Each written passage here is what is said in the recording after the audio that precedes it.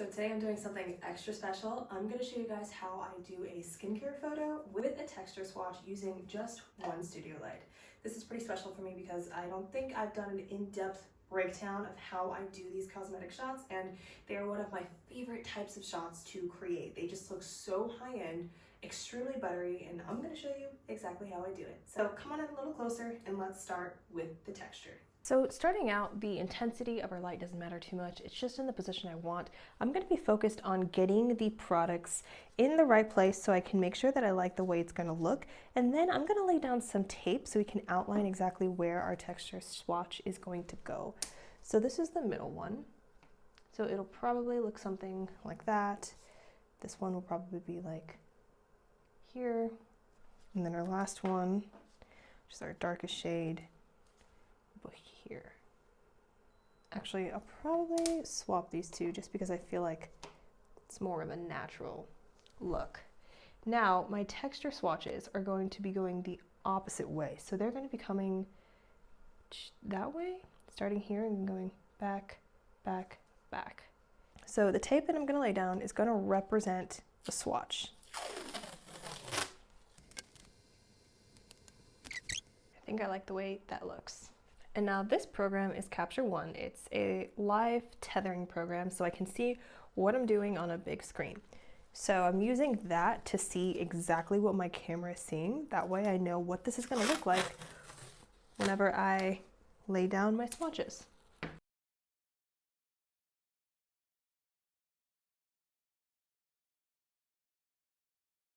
Those are going to be texture swatches. So now let's prep the textures. So now our goal is to get the texture out of these 3 bottles. These are extra bottles. I have my 3 still styled. These are just the same shades. And I've actually removed the applicator on the inside so that I can really get to the texture. So every product's different and it's just a lot of banging and creativity to get as much texture out as possible so that I can make a nice, thick and juicy swatch.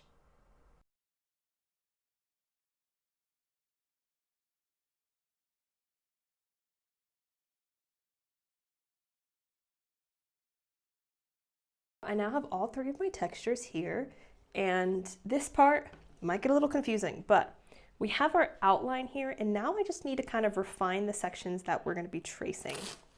So to do that, I'm going to put tape right next to where the textures are going to go, starting with the one furthest out.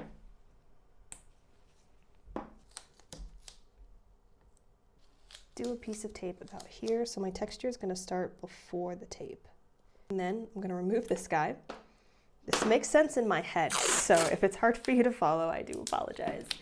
But you'll see what I mean once I start creating the design. Okay, now I'm going to remove this one, press this down, press these down, and here's where my texture is going to go. So the first one is the lightest color. I'll take it on the back of my spatula here. And we're just going to, like I said, start above that line.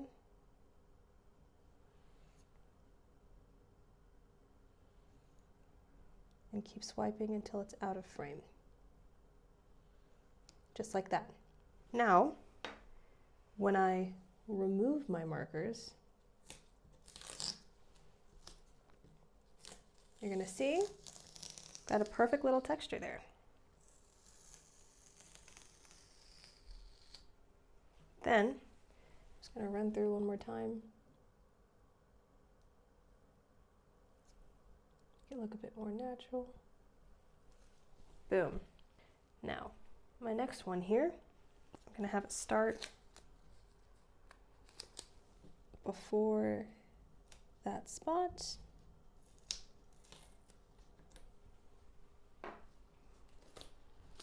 Gonna add my barrier, then remove this one.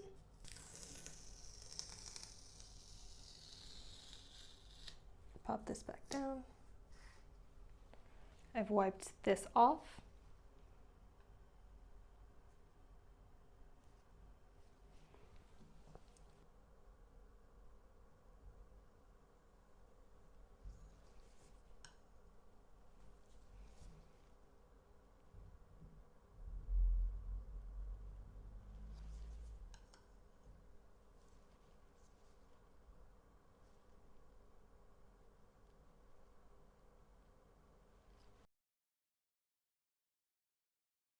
And then, same thing.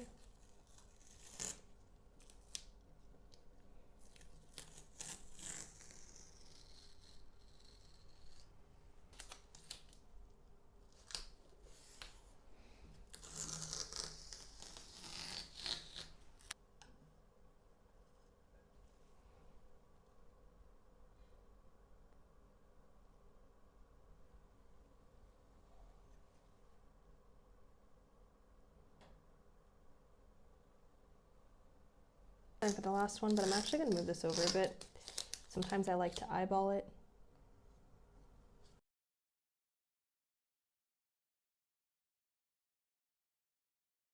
And I will warn you guys, even though vinyl backdrops, you're able to clean them, when you work with cosmetic products and you have a lot of pigment, that's when you pretty much can only do one thing and then it stains the backdrop. Just a nice little warning I want to give you guys. So if you're going to be doing cosmetic texture swatches, make sure you account for the fact that it will ruin your backdrop. Now it is time for us to add our products in here. I'm going to start with the dark shade. Then we'll go with the middle shade.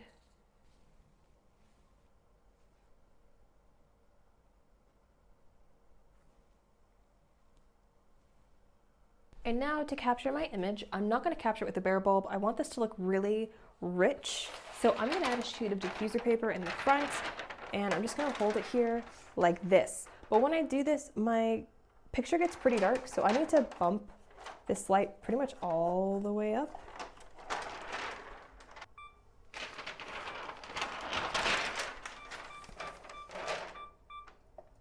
And now I'm just going to play with the position of my light just a little bit.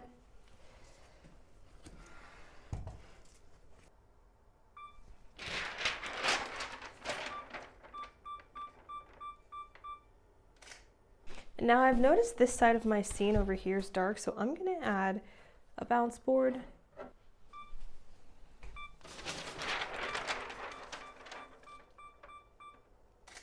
And now we have the different images we took. This was the first one I took, but then I realized I didn't like that glare, so I moved the light so that we got rid of that strong glare and we ended up with this. Then I felt like the label was too dark, so then I added a bounce board and it filled in those shadows pretty nicely, which I like. And here is the final shot.